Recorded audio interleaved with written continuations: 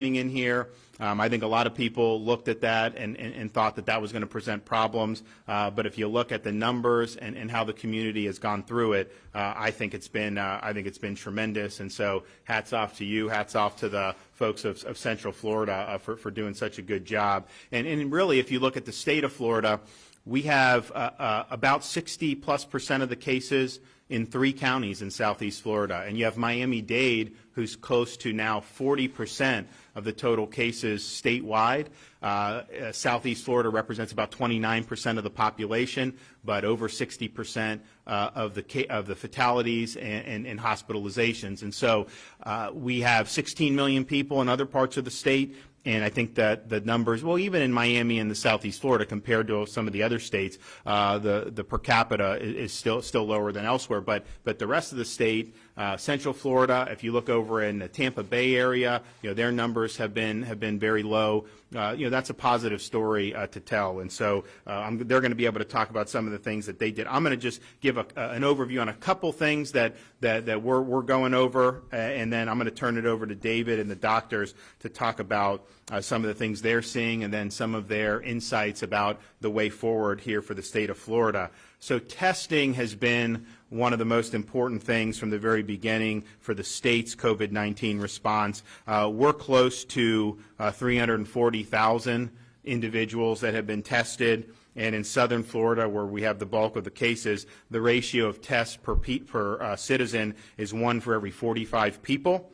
And as we're looking at the trends, if you look at what the White House put out for its guidance on kind of the next steps, they talk about looking for syndromatic symptoms and ILI. In Florida, that's been very low for the whole month. But then they also talk about how are the new cases looking, and then more importantly, what's the rate of positivity in the new cases. And the reason Dr. Birx has pointed this out, as you expand testing, you are going to find more cases, but if the percentage of people testing positive is declining, then that's a sense that the virus isn't replicating in ways that would threaten the hospital system or some of the other things that we've been concerned about. So if you look in the state of Florida in terms of the testing, the most new Florida cases that we've had was on April 3rd. There was 1,317 new Florida cases. That day, the total number of tests that were received was 11,725. So that's a positivity rate that isn't New York level or Boston or some of these other places, but that's between 10 and 15%, right? If you look at yesterday, we had 823 new Florida cases reported out of 19,342 cases. And so the positivity rate for the new Florida cases compared to the tests that had been done on people that had not already tested positive was about 4.5%. And so that's a very low positivity rate. And that's gone down over the last several weeks. It was pretty consistently 9–10%, which is also low compared to where many other parts of the country. But then it creeped into 7, 8, and then the last few days it's been 6, and 5. And so that is a good sign when you see a declining positivity rate. But we really believe in Florida that trying to expand testing as much as possible is something that's very, very important. We have 7 drive-through sites, including one at the Orange County Convention Center. We've had National Guard leading the charge on all of those.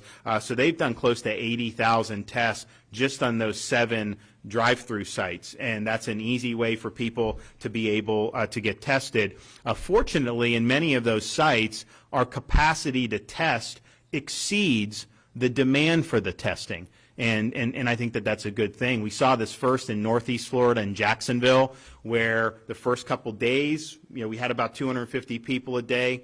Then it started dropping off, and so then they expanded the criteria for people to come in. You started to see more, and then it went, and then they were saying people come, and but the demand has been relatively tepid. But that's a good sign because that means a lot of people are not necessarily symptomatic. At these sites, Anyone with coronavirus symptoms can go, doesn't matter your age, any healthcare worker, first responder, and then anybody that's asymptomatic but has reason to believe they may have been in close contact with someone who's tested positive for COVID-19 can also do it. And so that, I think, is a broad net, and obviously the hospital here is doing it. All the hospitals are doing a lot of testing. There's now the rapid test that we help with Abbott Labs get down here. There's other types of tests that have been innovated, so we want to continue to do that. But one of the things we noticed with the drive-through sites is not everyone necessarily has access to that. Not everyone owns a car. I know Florida is very car-centric, but not everyone does. So we first went into a public housing project in Jacksonville in conjunction with the University of Florida. We supplied the swabs and the testing kits, and they went in, and it was a walk-up concept where they would walk into a neighborhood, people could walk up, they could do testing, and these are underserved areas where some of these tests may have gone undetected, the positive cases. So we've taken that model and now have 6 different walk-up sites, various parts of Florida, including here in Orlando. We also have it in Broward, Palm Beach, Tampa, and Miami. And so they've done, just in the past week, we've done 4,700 tests in underserved areas where we're offensively going into communities, proactively getting people tested.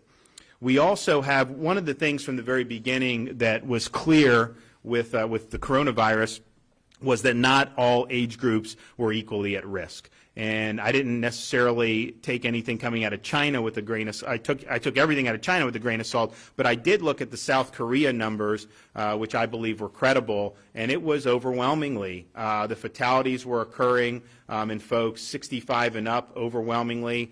Not very few under 30. I think South Korea may not have had any at the time. And so we knew where the risk was. And so very early, we acted to protect the nursing homes and the long-term care facilities. We required all staff to be screened for fever, for coronavirus symptoms, and if they had been in contact with anyone who had traveled internationally or been in a place where there had been community spread. We banned visitors from going in on the outside. We required the wearing of masks and other types of PPE, and then what happens is if there's an outbreak or there's an incident, we have these response teams with the Department of Health and ACA that will go in and try to contain the outbreak. And so they've been on sites. They've made thousands of visits to these types of facilities, which is very, very significant. But what we were finding was, and the results I think have been good. Florida's ground zero for the nursing home. I mean, we're God's waiting room. We have a huge number of facilities, a huge number of residents. But because of the proactivity that we did, if you look at Florida compared to other states and you look at fatalities connected to long-term care facilities, New York per 100,000 residents, if you put it apples to apples, New Jersey has 23 fatalities in nursing homes per 100,000. New York, 18. Massachusetts, 17.5. Connecticut, 10.5. Louisiana, 10. Pennsylvania, 6.6. Florida has 1.2 fatalities per 100,000 in those long-term care facilities because there was clearly a risk there and there have been a lot of resources expended. But what we found was some of the cases in these facilities were because the facilities didn't follow the regulations. Workers who were sick were allowed access. They ended up spreading to staff and to residents, and you ended up having cases there. But there were also instances in which there was no evidence that any of the staff were sick initially. And this is an asymptomatic spreader, let's say. They go in, and in Suwannee County, you had like 40 staff that got infected at a nursing home. So we tried to figure out, okay, you can screen, but if there's nothing to screen, then what are you going to do? So we've created, and they've been going at this now for several weeks, 50 National Guard strike teams, 4-man teams. They affirmatively go into these facilities, particularly ones that we may feel are at risk, and they will test staff, they will test residents to try to see if there's an outbreak, and then if there is an outbreak, prevent it. We also have a lot of the hospitals that have worked with these facilities because it's obviously in the hospital's interest that you don't see a major outbreak because a lot of those folks would end up coming into the hospital. So we've had hospitals working as well with this, but this is very, very important given the numbers and given given how at risk these facilities are. So I think that the Florida model has been good. We're going to continue to look for ways that you can make it even better. I think as you have more point-of-care testing and that becomes more widely available, that gives you a lot of options. Also, seroprevalence studies and antibody testing. If you're working at a nursing home and you have the antibodies, well, you're definitely less risk to the residents. So that's very important to know. People that work in these hospitals, if they have the antibodies, nurses, doctors, that's very important to know. It's also important to know the prevalence of the antibodies throughout society, because that allows us to determine what's the true hospitalization rate for people that get infected, what's the true infection fatality rate for people that get infected. The Miami study that was done suggests that many, many more people have it than have actually tested positive for that, which would mean the fatality rate is much lower and the hospitalization rate is much lower because you've had many more people, many of whom don't even know they had it when we're asymptomatic. So those seroprevalence tests and the antibody tests, we're getting our first shipment on May 1st. We've had the one that's FDA approved stuck in China for 2 weeks. They sent one shipment to New York. They haven't been able to get any more out of China. We'd like to get those in too. But some of the things we'll do, we'll use them in nursing homes. We'll help the hospitals with them. We'll try to figure out in different parts of Florida how widespread are these antibodies. Stanford did Santa Clara County, California, and they said it was 50 to 85 times more prevalent in the community, the antibodies, than the number of people that had actually tested positive. That's critical information to know as we move forward. We also, and even though at our drive-through test sites, the supply exceeds the demand for now, we do think it's important to have as robust testing as possible. One of the problems that we ran into during this time is the use of these private labs. We were promised a 48-hour turnaround, but what would happen is, and look, a lot of this isn't even being sent from the state, doctors' offices, other places, but these places were overwhelmed. And so all of a sudden, sometimes we would get test results reported to the state. Some of them would be 7, 8, 9 days before. That makes it hard. If you're a business owner and you have somebody that has symptoms, they get tested, you got to wait 8 days before you know whether that person can go back to work. If you're in a hospital situation, now they have labs here, but people are going to need to know this quicker. So we have contracted with 2 of these high throughput labs. What happened was when this first started, the reimbursement from Medicare and Medicaid by the federal government and HHS was $50 a test. So there was a lot of lab capacity where it wasn't economical to bring that online for coronavirus testing. When they increased it to $100, that then made it economical. So you've expanded lab capacity probably in the last week or two as the President's task force has been really insistent on this. And so we now have 2 different labs that are under contract. They will be able to process 18,000 samples a day. And we hope on a 24-hour turnaround, but I tell people, knowing this business, probably 48. But still, that's a high volume, and hopefully you get relatively quick results. And so that's 18,000 above and beyond everything we're doing right now. But we also are we have 3 state labs. And when the HHS did the test, they sent tests to all the state labs. We had capacity in Florida, and all 3 labs combined to do 900 samples a day. And when you were only testing 500 people a day, maybe that was fine. But when you're testing 20,000 people, maybe we'll do even more soon, you're going to need more than that. So we have ordered additional PCR testing machines to arrive at the state labs on May 25th. If those come in and they're set up and everything's good, well, we would want by the summer to be able to do an additional 10,000 samples a day on top of the 18, on top of everything the hospitals are doing, point-of-care testing, and there's new things coming online where people can test in their home and then mail it in. So there's going to be a whole bunch of options. So that will dramatically increase our capacity. Again, the demand has not exceeded the capacity in Florida for quite some time now, and that's a good thing, but we think you need to be proactive on this. I've also ordered the Surgeon General to allow licensed pharmacists in Florida to be able to order and to administer COVID-19 tests. That may be a more convenient way for a lot of people in the state of Florida to be able to get a test, and so shouldn't they have that option to do it? We think that that's a good thing. And our antibody tests, when they come in, we plan on starting that right at the beginning of May. So I don't want those things sitting around. I want to get them out. We want to know who has the antibodies. When you look at this, you're seeing now Northern California had a death at the beginning of February. They went back, they checked, and it was positive for COVID-19. People had thought that it really wasn't even in the country at that time, that it didn't get here till later, but I think it's pretty clear that this thing was here earlier than we thought, and we need to know how early it was. But testing for these antibodies, I've had people tell me, I had a really nasty illness. I had the chills. I didn't know what it was. I tested negative for the flu second week of February, and I just don't know. I'd like to get an antibody test. So we're going to be able to offer that for folks, and I think that that'll be a very good thing.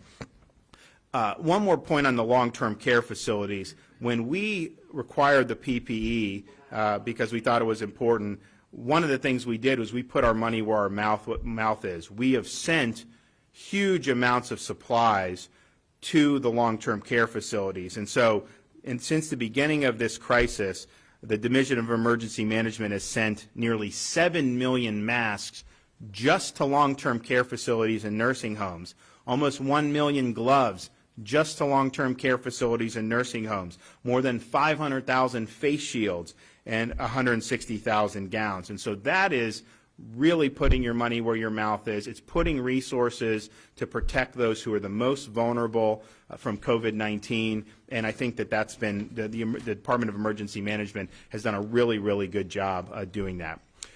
So that's a brief update. I want to turn it over to David. If anyone has any questions or additional information, one way you can do that is go to FL, if you text FL COVID-19 to 888-777. We put out updates, FL COVID-19 to 888-777. You can do it. But let me turn it over to David. And can you just give us kind of your 50,000-foot view about where we stand in Central Florida, what you've seen, and what you think going forward, and then we'll have the physicians chime in. Sure. Thank you, Governor.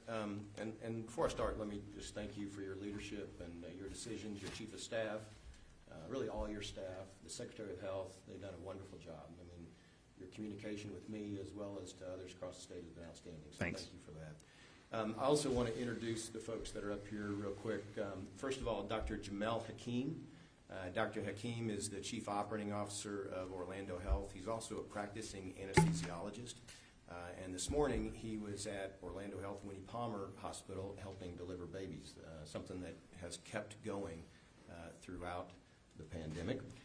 Next to me is Dr. Sunil Desai. Dr. Desai is the president of the Orlando Health Physician Group, and so all of the physicians across Orlando Health report up through Sunil. He also is a practicing intensivist. What that means is that he works in the ICU, and so Sunil cares for patients that are positive with COVID-19 or those that are rule out as well. And then finally on the end is Dr. George Rawls. Dr. Rawls is the Chief Quality Officer for Orlando Health. Dr. Rawls is a practicing emergency department physician. And so he is someone on the front lines that when patients come in with suspected or confirmed COVID-19, he is the one that cares for them. And so we thought having people that are really on the front lines might be valuable. And then also I want to recognize Mark Jones, who's in the back of the room. He is the president of this hospital, which is Orlando Regional Medical Center, which is the busiest trauma center in the state of Florida. It's also the facility that became nationally and internationally known for their amazing response to the Pulse tragedy in June of 2016. And so thank you, Mark. So Governor, to answer your question, to give some context on more micro level, Orlando Health has about 2,400 beds across our system, hospital beds.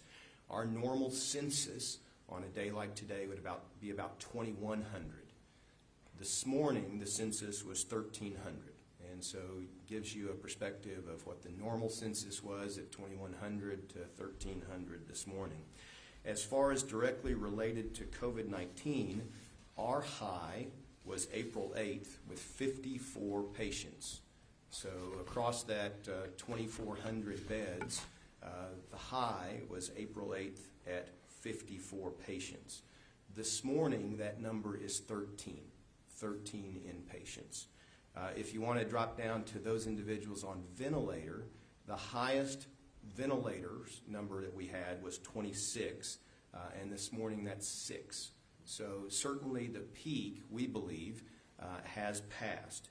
If you look at our primary region, which is a 4-county area, 2.6 million population, that high of new cases was April 1st at 146. So April 1st, at least to date, was the highest at 146 new cases.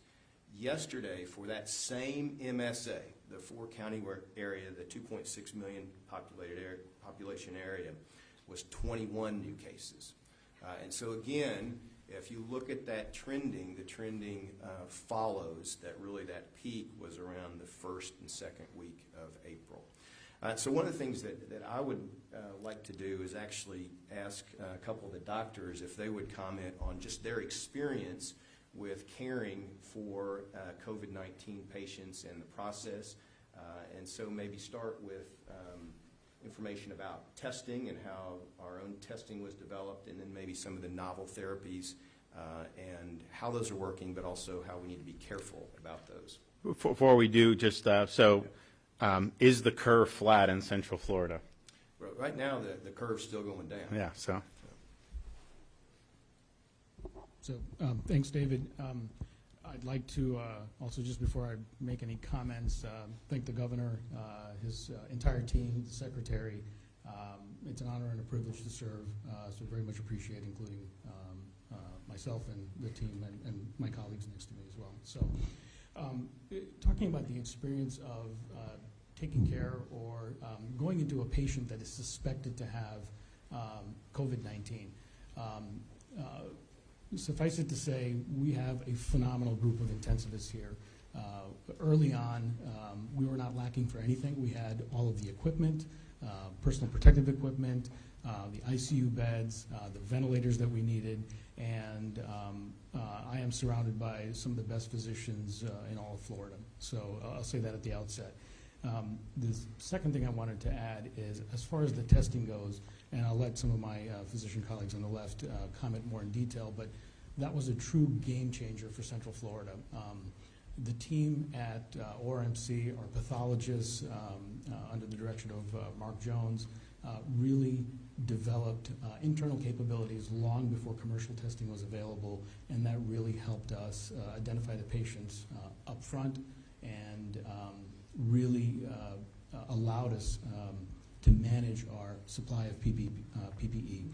Realize that it's not the elective surgeries that chew up the PPEs. It is the fact that you're going into a room where these patients are isolated, 50, 60 times a day with the various team members, and you burn through the PPE. So knowing if someone's positive or not is extremely important for resource utilization. It doesn't really change management. Our management would be the same. So I'd make that. And I'll let others comment on the level or the amount of testing we had and how that was developed.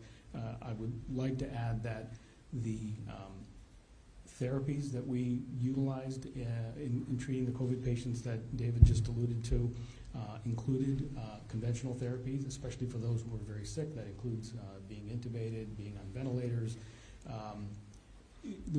Couple of things, it's gotten a lot of press, but the one edict, if you take anything away, is let the data drive the decision making at all facets. That includes whether it's epidemiological or if it's experimental therapies.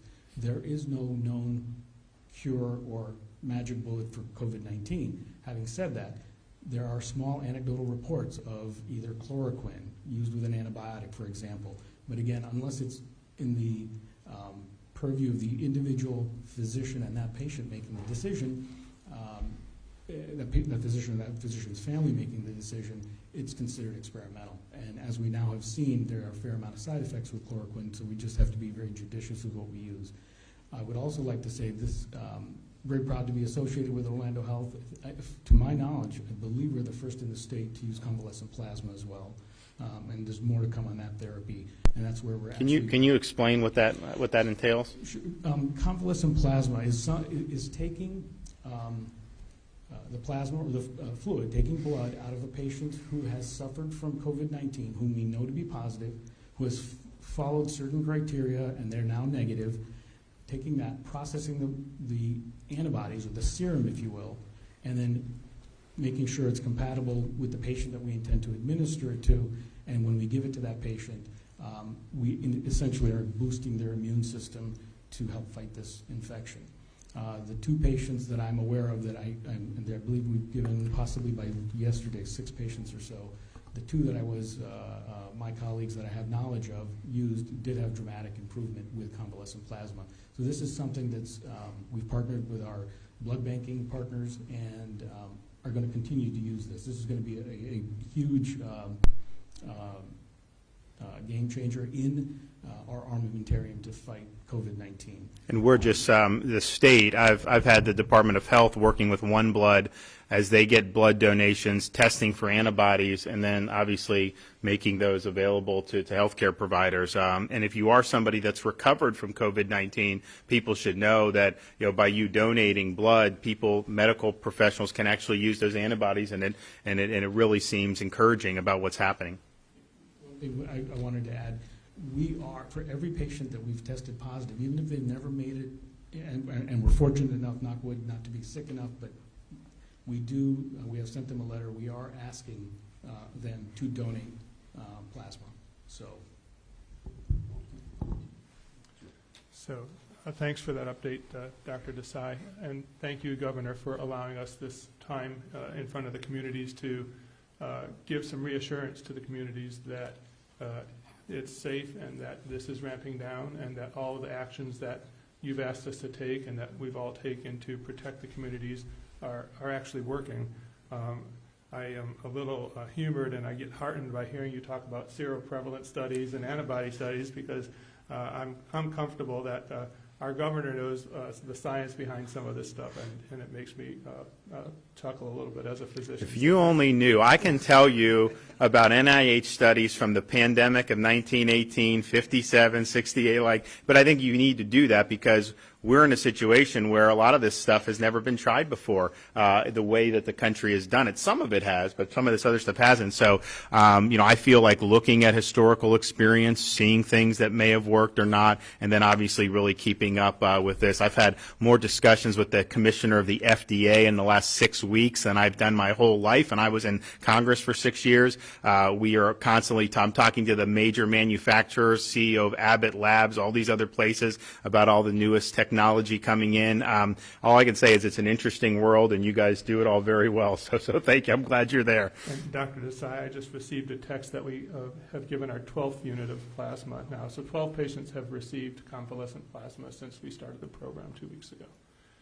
And as David Strong mentioned, I was working over at Winnie Palmer Hospital, our Women and Children's Hospital, Women and Babies Hospital, just before I walked over to the press conference, and that team over there hasn't stopped. There are some things we do in the health system that haven't had the benefit to slow down. And delivering babies, we deliver about 40 babies a day over there, and our neonatal ICU is still at capacity, and we're still running at full bore for the deliveries over there. We're still at a level 1 trauma center in the middle of all this. Our cancer center is still running at full speed. We still have to be an ICU for all of the critically ill patients that aren't COVID positive that would normally be in our health system. So, it's a challenge for health systems, and not just ours, to deal with this new thing that none of us have had before and still be there for the communities and do the things that we're supposed to be doing at the same time. So I'm pretty proud. I'm certain that the team members over at Winnie Palmer Hospital right now are so busy they're not even able to watch this press conference. But we've done a lot of great things to really prepare. We're very fortunate that we haven't had a surge here, but we are well prepared. We prepared, and we were given the gift of time to prepare, and we've drilled and we've practiced, and we're ready for volumes 20 times more than what we've actually received. And we're very thankful through a lot of behavior modification in the public that we haven't had to have that have that surge. We've done the universal masking that a lot of organizations have done. We've done the universal screening that a lot of the organizations have done. We have visitor limitations like everybody else. We have cohorting of patients in units, so patients who don't have COVID and are in the hospital for something else aren't exposed to those patients and aren't exposed to the team members who are caring for those patients who have COVID. So we've done all those things. We've instituted recently testing of pre-surgical patients for COVID-19. The great news is, since last Wednesday, since we started this, no pre-surgical patients who were asymptomatic have actually tested positive for COVID-19. We also started a study at... How many people about do you think that you tested? We've tested well over 250 pre-surgical patients since last Wednesday. And interestingly, we also started a study for the women who are coming in to have babies at Winnie Palmer Hospital last week, too. And we're testing all of them as they come in the doors. And out of about 150-some tests so far, not one has tested positive if they're asymptomatic. So it's interesting data that we're coming up with as we have the luxury of to be able to study some things. And it's a little different data than what we might have heard out there coming from other places. So we're happy to see the prevalence of incidental COVID-19 in an asymptomatic patient just hasn't shown so far. So, this is one more thing. I want to talk the high level about this disease. It's, as you talked to us earlier, this is really a disease like a tale of two cities. It's a disease of the elderly and the sick, and it's a disease of everybody else. And it's totally different disease for those two populations. If you're elderly or you have chronic conditions, this is a horrible disease. And if you're healthy and on the younger side of things, this is a relatively inconsequential disease. There's still patients who get it, but the denominator is so large and the numerator is so small that the message we should be sending is we really, really need to protect the chronically ill and the elderly from this. And I think that we've done a lot of things and modified a lot of behaviors in that regard. So I'll stop there. Great. Well, thanks a lot. I appreciate it. My wife and I, we had a baby during this period, and it was they're still working, and people are still doing it. It's a very surreal experience. I'm literally in the hospital. My wife's in there. I'm talking to the President of the United States about what we need in Florida. Go in, have the baby. I'm holding the baby, and then an hour, 2 hours later, I'm back, back working on this. And we've really not been able to have family time yet for it, but I know a lot of folks have been in the same boat. So, but I appreciate you guys being on there because we lived through it, and folks have been so great throughout Florida. I wonder if Dr. Rawls could speak about maybe some of the unintended consequences of folks who have needed care but yet may have delayed that. Absolutely. Thank you, Governor. Thank you, David. There's one thing I'd like to really emphasize here is that we have been able to maintain the critical services online throughout this entire event. We've not stopped taking care of the serious trauma cases. We've not stopped taking care of stroke patients, not other patients with emergencies or really urgent medical needs. But there are some other critical things that are not coming through the EDs now, that are not coming into the hospitals that we really are concerned about. And I will say, to some degree, concerned enough about to say this is an upcoming surge of itself, really a surge of unmet medical needs. And it's time for the community to understand that the numbers support this being the time to come back and get your health care. You need to come back and take care of yourself. Our doors are open. Our hospitals across Central Florida are safe.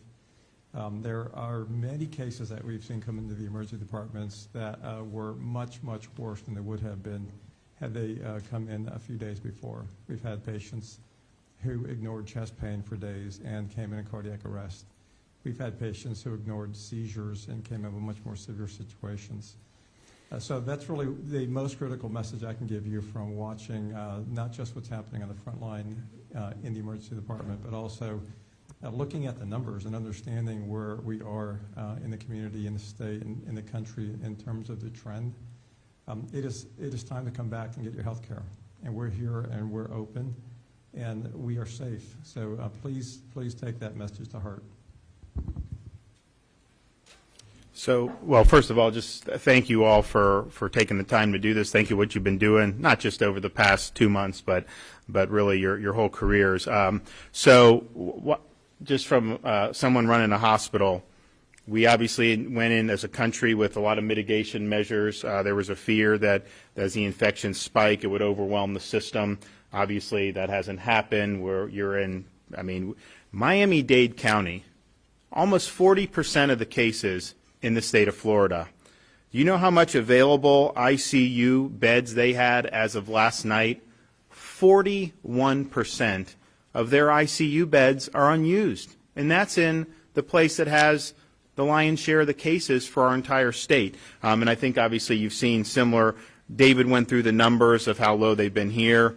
Hillsborough County at last night's report, that's a big county. They had a total of 35 COVID-related patients countywide. And so that mission, I think, has been accomplished. And so I guess the question is going forward to the next phase, will you guys as a healthcare system be prepared, to deal with whatever comes down the pike?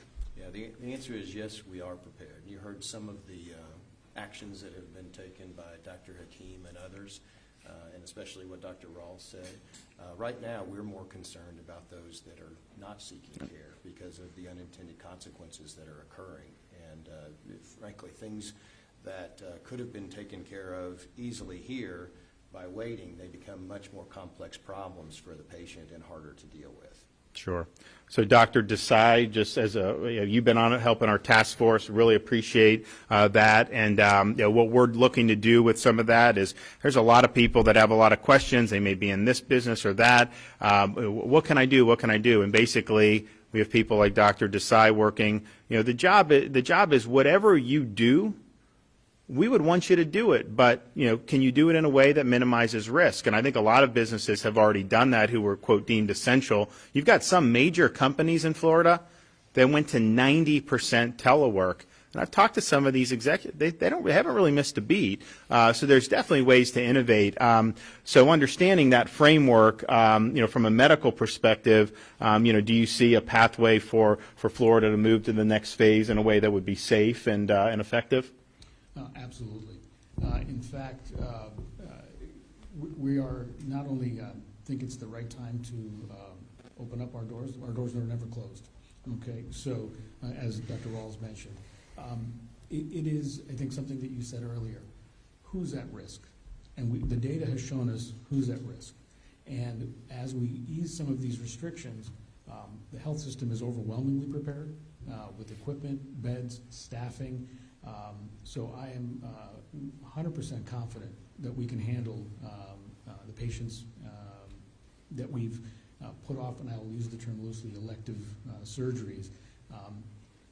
The one caveat I want to say, and this is a little pet peeve of mine about elective, it's elective when you set up the time. That's the only thing that makes it elective. I agree. To that patient or that family, it is not elective. It was something that was prepared for. It was something, but to come to the point, we're ready. We're going to do it safely. We have a whole host of initiatives. There's a document I'm looking at with 20 bullet points that has donning and doffing, training, teaching people about hand hygiene. All of those things are in place. So I think we can definitely reopen safely. Doctor, would you mind, one of the things that I think is important is for the community to understand the importance and the dangers of a mask. So, absolutely. It seems intuitive when people say you should universally mask. The first thing it's intuitive that we know how to use a mask. That's the piece that David is alluding to, and I want to get to that. It is more important, and let me stress, and I think my physician colleagues will agree, hand hygiene, hand hygiene, hand hygiene. Number one, and number two, don't touch your face after you touch surfaces. Then the masking. When you really get down to it, especially when we're in the hospital, we're trained to do this, but the vast majority of the public doesn't realize if you touch the mask in the center, how do you take off the mask? Where do you lay down the mask? If your hands aren't clean, that mask is worthless. So the analogy that I've used in the past is that mask is a power tool, and power tools come with manuals. These masks, it's intuitive on how to put it on, but we haven't trained people to appropriately take it off, touching the strings only, not touching the center of it, and how it's stored, and how long should you use it, how should you launder it. So use it. It is more important, suffice it to, I'll get off my soapbox, which is suffice it to say, your hand hygiene and not touching your face and the social distancing, when it's judiciously applied, particularly in high-risk groups, is the most important. Can you talk, David, about how you guys are working with businesses in the community so that as more people get back to work, that they're doing that in a way that is reducing risk and that is as safe as possible? Yeah, thank you, Governor. So one of the things that Orlando Health has developed is a task force to work with businesses across Central Florida to help them get back to work as quickly as possible, but as safely as possible. And so there are so many questions that businesses have really across the country of how do I open up? How do I do that safely? Should I mask my staff? Should I not? What is important? What's not? And so Orlando Health has a team of people that works with businesses to help them look at their individual situation and then determine what is the right way, the best way to open incrementally that is safe over time. And so that we believe that that's our responsibility. We believe that if this community, if we're going to come back the way we need to, the community is going to come back as well. So we're here to support the business. And that team that I referenced is led by one of our hospital presidents as well as one of our chief medical officers from one of the hospitals. Great. So one of the things that we've seen out there in the community with businesses trying to protect their employees, they've asked them to wear masks, but like Dr. Desai said, they haven't really been taught how to wear the mask. And so an employee at a fast food restaurant is wearing the mask, is touching the mask and then touching food or touching other things, thinking that they're protected, but the mask is there to protect others. And if you're touching the mask, if you haven't been instructed how to do that well, you're not supposed to touch your mask unless you have clean hands, and you're supposed to wash your hands after you touch your mask as well. So we have an obligation as healthcare providers to make sure if the community is going to mask up, that we teach them what's safe and what's not safe in terms of how to mask up. Any closing thoughts or advice as we move forward? Are you agree that the peak's passed here? That we need to be obviously safe and methodical, but there's a safe way back to starting to get on a next chapter here. Absolutely agree, sir. I'd just add one other thing. I think it's also encouraging to see the responsibility that we've seen in the general public and the community. Everybody's doing the right thing. I see that myself in my personal life. I see it at work. I think the messages have gotten across, and there's no doubt in my mind that as we move forward back towards our normal life, that the right type of behaviors and decisions are going to be made by the community. Great. Any other final parting shots? All right. Well, we really appreciate what you guys have been doing here. Really thank the Central Florida community for their great work, and we appreciate all the people throughout Florida, but particularly Central Florida, who've been helping advise us on our task force. So, with that, I'm happy to take some questions. Governor Ron DeSantis. I'll answer that, but why don't we do something more on topic first? Yep. Well, actually, I'm right in line with unemployment. All right. I'll get it, but do you have anything on this? Given the decline in cases, are you more comfortable with reopening closer to the end of either the essential services order or the end of the public health emergency? And are you willing to commit to a deadline in making that decision? So we're going to do everything in a very smart, methodical, safe way. I'm less concerned about a specific date than I am about getting it right. We have all kind of great stuff that have been done on this task force. I'm going to go back to Tallahassee. I'm going to pour through more of it, and then we're going to look. And then we are going to be very much looking at this White House roadmap as you look at the different phases. And I think the way to think about it is, if you go back to the middle of March and you see how how fearful a lot of people were, there was really a hysteria in the country about this, and it was a novel thing. People didn't necessarily know, and so a lot of people were really fearful. I would say more so than after 9/11, more so than after the financial crisis. And so as we've now kind of come in Central Florida on the other side of it, look, it's not easy. There have been people that have been infected and gotten sick. There have been people in the hospital. Unfortunately, there have been people that have passed away. Not nearly as many here as I think a lot of people predicted, but that's just the reality. So I think the thing is as you go forward, are you doing that in a way that's safe, smart, a step-by-step, phased approach? it's not turning on a light switch and all of a sudden we're back to February 1st. It's just not the way it's going to work because some of this is about what we're doing, obviously in conjunction with people that know health. We're obviously consulting with people who are involved in the economy, but it's also about confidence. I mean, people need to have confidence that we're going in a good direction. And I'm glad that they were able to talk about what's happened in Central Florida, because if you go back 6 weeks, the people saying that Florida was going to be another New York or another Italy and all that, those have all been proven to be false. Florida's performed better than anyone predicted. This has not been easy. There's been taken a lot of effort, but I think people should be comforted in knowing that all these predictions of hundreds of thousands of people hospitalized were not accurate, and that's just not been the case. So that's a good thing, and I think people can be comforted by that all the stuff we heard, just really hasn't come to pass the way they was put out. Governor, can you explain, Jerry Askin, CBS Orlando here, News 6, can you explain the process of what reopening will look like, the new norm, and you don't have an estimation on when that will happen? Well, we're going to make an announcement pretty soon, obviously. I mean, because we're coming up at the end of the month, and we're going to do it. But I think you look at kind of the guidelines the White House has put out. I think that that's a pretty good roadmap.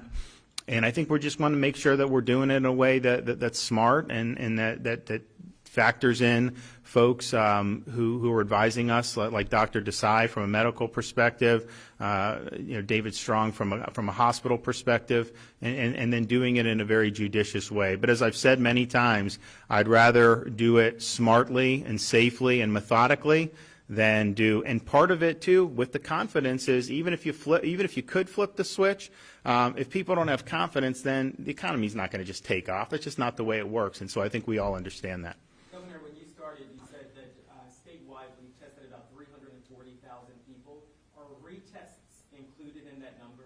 Yeah, so they are. It's a good question. So what happens is, and so that's one of the reasons, if you look at this Department of Health report that we put out, the second page, they have new Florida cases, total tests, positive percent. But what I had them do is say, okay, when people get tested positive, they're in isolation for 14 days. In order to go back to work here at this hospital, you need 2 negative tests. And so those are included in the total number of tests there. So what we've done is we have taken the new positives divided by the new test takers, people that have not tested positive previously, and that's how we're getting the percentages at the bottom. So yes, it does include that, because what happens is you'll have healthcare workers. Some of them don't ever test positive, but some have been tested multiple times because they may have had an exposure. So it's not unique individuals, it's total tests. When we now do that percentage at the bottom of the page to see what's the percentage of new positives, that is only the people that have never tested positive before, because that really is the best way to identify a trend of how it's spreading or not spreading to the community. If you have a situation where you have somebody that's in isolation and they test positive 3 more times on day 14, 15, 16, that's not really telling us that the disease is spreading, because we already knew this person had it. So that's why that bottom portion was done. But Governor, that number is not listed, the number of retests is not listed on the state's dashboard. Well, so the way it would work is, the way you'd have to do it is, no, it's not misleading, because it's not misleading because what you understand, the labs report, they dump the results to the Department of Health. So what Department of Health does is they put it on the dashboard immediately so that people have the information. If they had to parse out of 20,000 test results that get dumped in their lap who had tested previously, it would take them probably 48 hours to be able to put the results up. So the results are put up immediately so that people have access. On this second page, if you look, it says, it explains how some people are retesting, and so it does that. But that's just the way it is. If LabCorp sends in 5,000 test results, LabCorp does not distinguish between someone who's never had a test or someone who tested positive and then tested negative twice. It's just not the way it's done. So we feel getting the information out, explaining how it's done on the second page probably makes the most sense.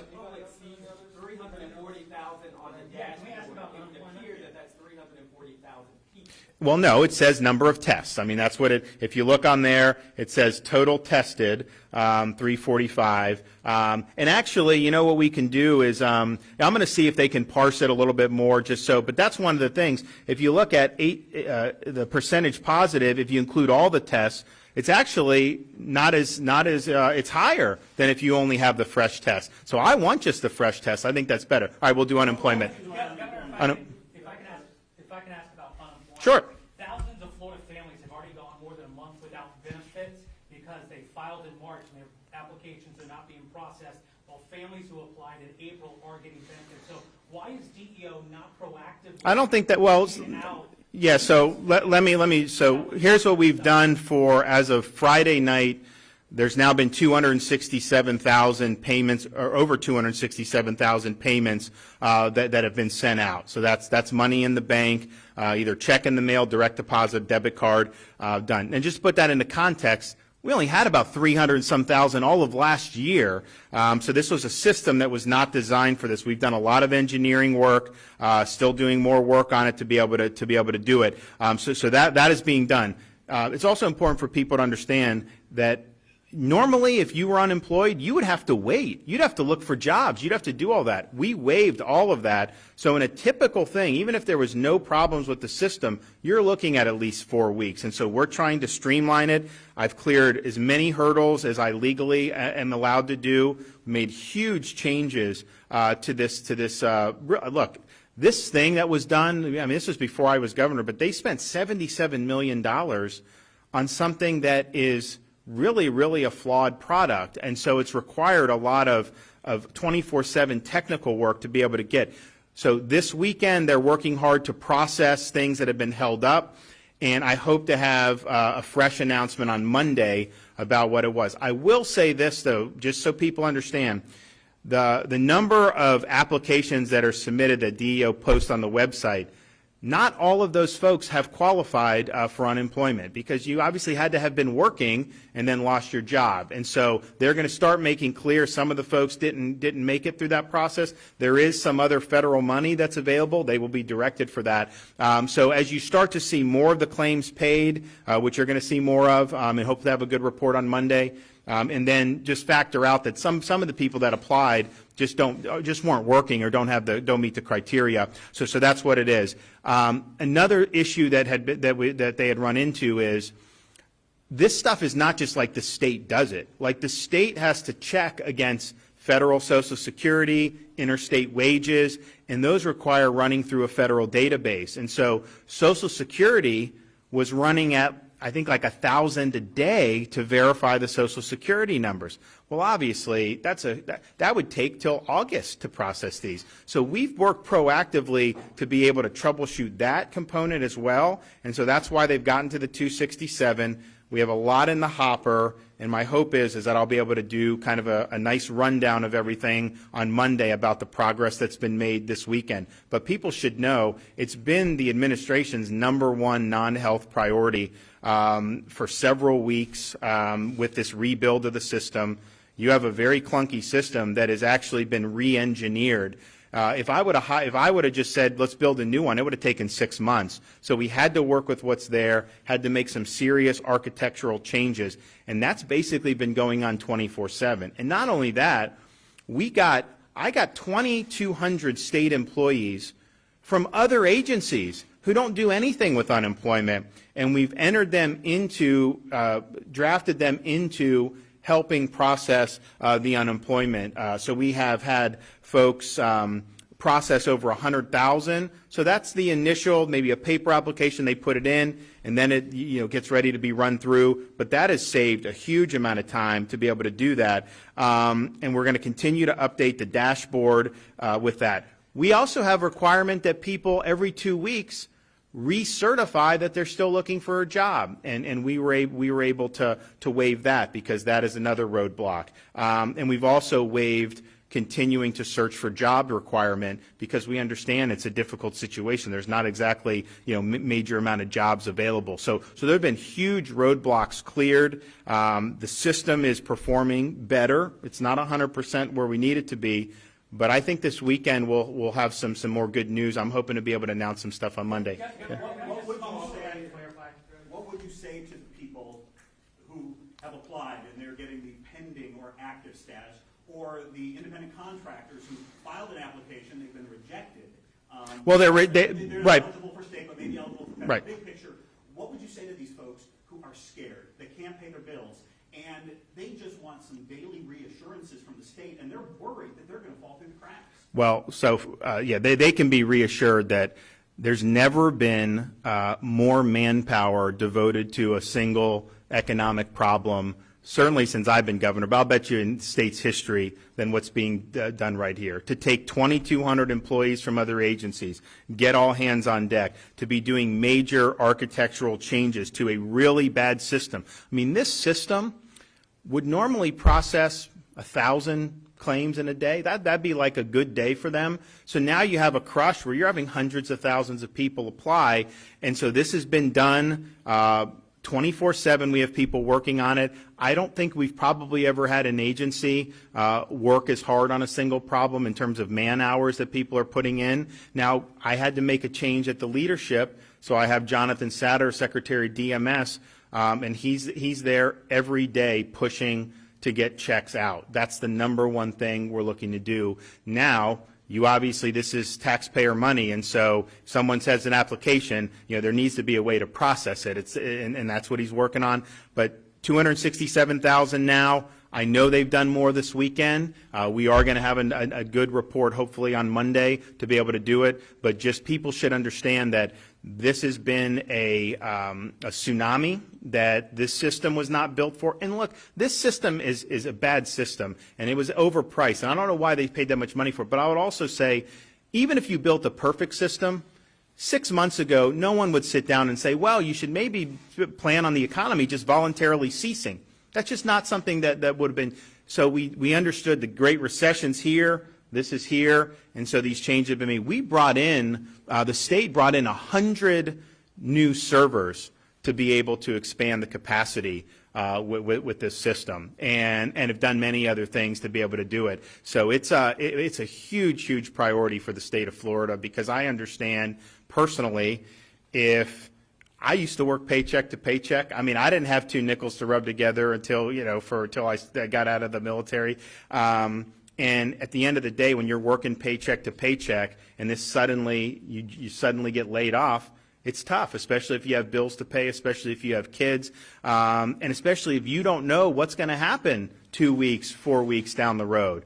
So we understand that, and that's why we've moved heaven and earth to be able to get these checks out. I think when all is said and done, when we really document and let people know the extent of things that had to be done to get there, I think people will be really surprised at the level of manpower that this took. But I think they'll be glad that it was done, and so we're continuing to work every day. What about your executive order, Governor? Executive order?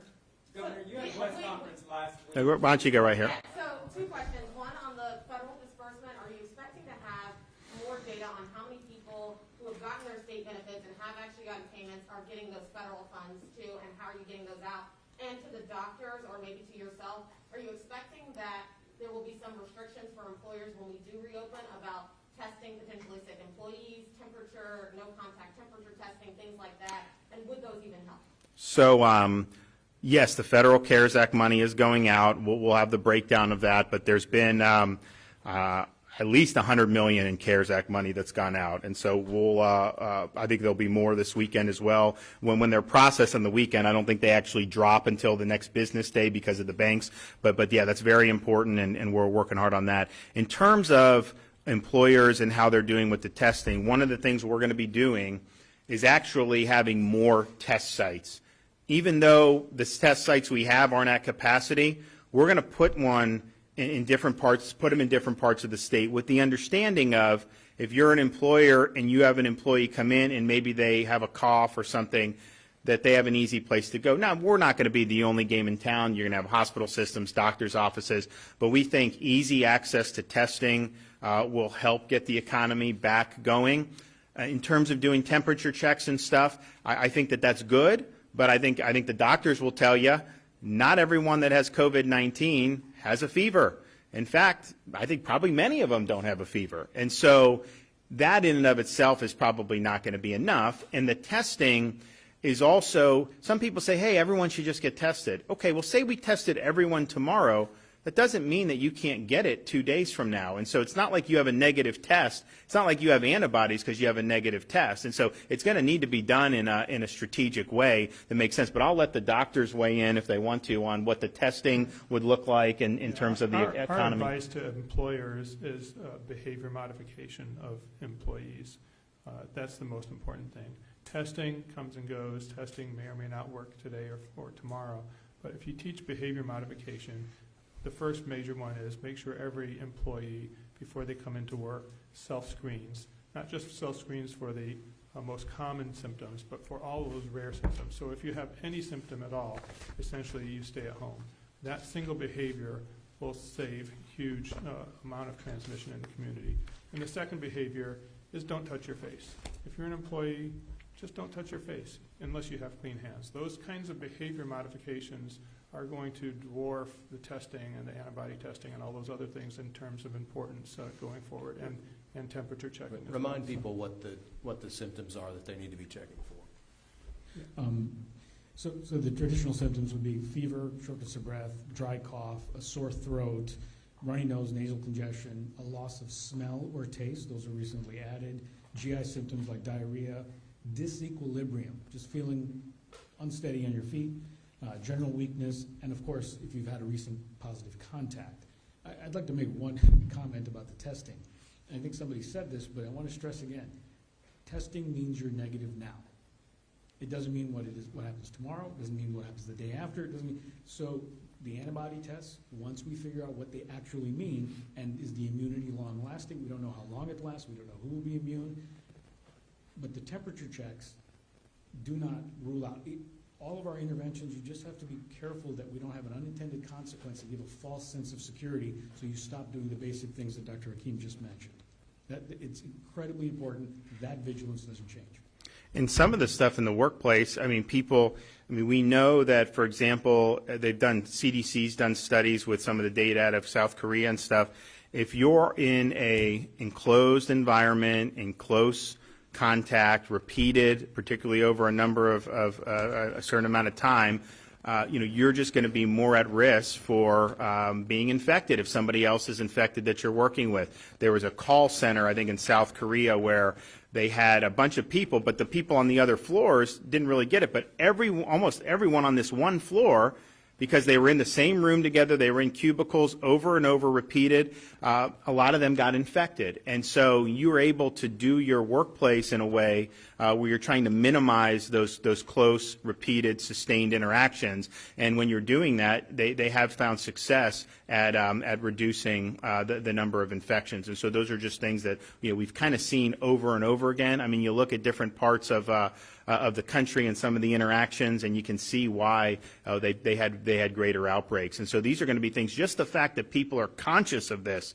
is going to make a huge difference. And just they now understand where the behavior is more risky and where the behavior is going to be safer. So I gotta head back to Tallahassee because I've got to go. Excuse me. I've got to go back to Tallahassee. We're working on our task force. I hope to have some good announcements with the additional unemployment, some of the other stuff that we're thinking about the road ahead. But I do want to thank Orlando Health for all that they've done during this very trying period of time and all that they're going to be doing as Central Florida gets back on its feet. So thank you, guys. Yep. Governor, one question about the executive order. The Department of Labor says people do have to certify leaks to qualify for federal funds.